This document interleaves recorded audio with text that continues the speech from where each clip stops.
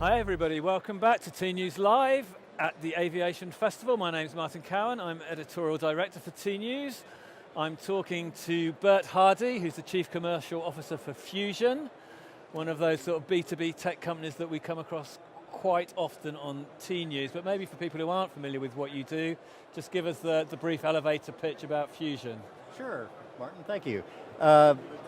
So Fusion is a digital optimization company focused on travel and tourism and focused on ancillary products. So we optimize ancillary products through our platform, which includes personalization, segmentation, through machine learning, delivering personalized offers back through the airline's booking path. Okay, so sort of ancillary optimization, I mean, is that specifically what you do? Because it's quite interesting that what I've seen over the past year to 18 months is there are these very sort of niche specialists emerging. We've got conversion rate optimization. You're very much focused on ancillary optimization, yeah? Exactly. We're the only company, I think, that's focused primarily on ancillaries. We're as opposed to optimizing conversions on your entire website, we're really focused on the booking path and ancillary products.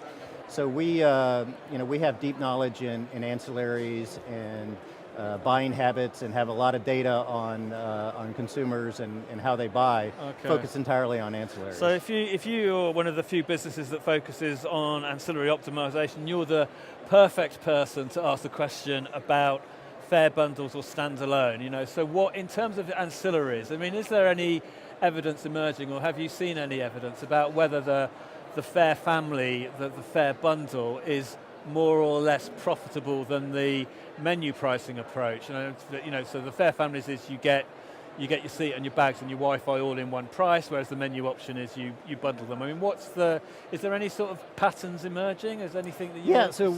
What we've seen, first of all, it's a huge challenge for the airlines. You know, unbundling the products, now trying to kind of bundle them back together. Is that a tech challenge or a commercial challenge? I think it's more of a commercial challenge, because you've really got to educate the consumer, and get the right offer to the consumer. So. What we've seen is fare families done right is actually more profitable. The challenge is getting the right products in the fare bundles, and getting them priced right for the right segments. Okay, so I mean, you've done sort of testing. I mean, is there any sort of sweet spot of combinations that is particularly effective in terms of the ancillary? I would say no, not one sweet spot. It differs by airline, it differs by type of customer, it differs by the behavior of the customer, whether they're shopping or whether they're buying, whether they're booking. So it's very much based on their behavior and where they are in their buying process. Okay, that's interesting as well, because it's the stage in the booking process at which point it's best to do the ancillary. I mean, again, is that something that you look at? Have you got any insights into whether it's best to sell the car at the booking or the car a day before? I mean, what are the patterns that are emerging, or is it, again, is it just variable according to the airline, the passenger? It is variable, and it's again, that's getting to the personalization. It depends on things like how far out the trip is, the price of the trip, the length of the trip. So there's different behaviors on different segments, and with the machine learning or AI algorithms, you're able to, I guess, zero in on that a lot better. There's just so many variables now that the human analyst can't keep up with all the different variables. That's why the AI aspect of it does a great job of matching those up. Okay, so I mean, in terms of the fare bundle, I mean, are they yield manageable, the fare bundles? I mean, can you sort of yield according to the availability of bags in the hold? I'm just thinking off the top of my head. I mean, to what extent can the fare because the impression I got is that bundles might be more difficult to yield than standalone. I mean, is that?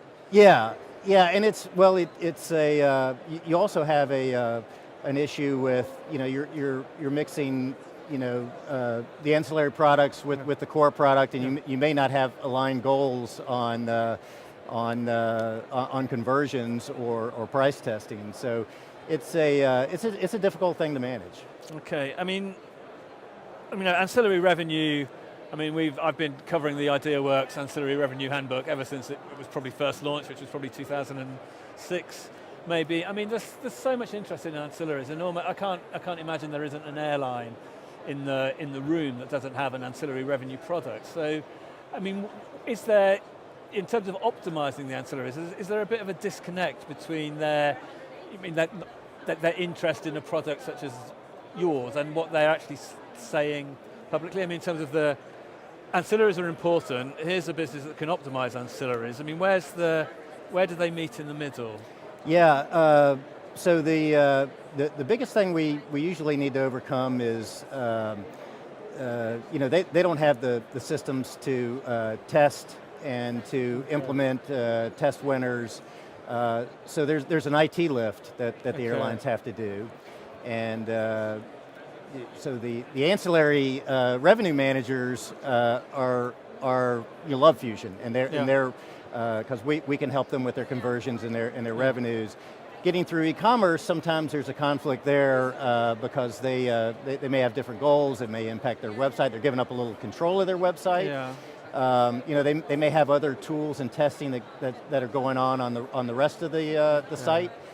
So we have to make sure we're a light integration, and we have to make sure we work together with all the other marketing and testing and e-commerce projects that they have going on. Okay, so the airlines are in a position to sort of sell ancillaries, but that ancillary selling engine isn't compatible with the level of testing that you think is required to take ancillary revenue to the next level.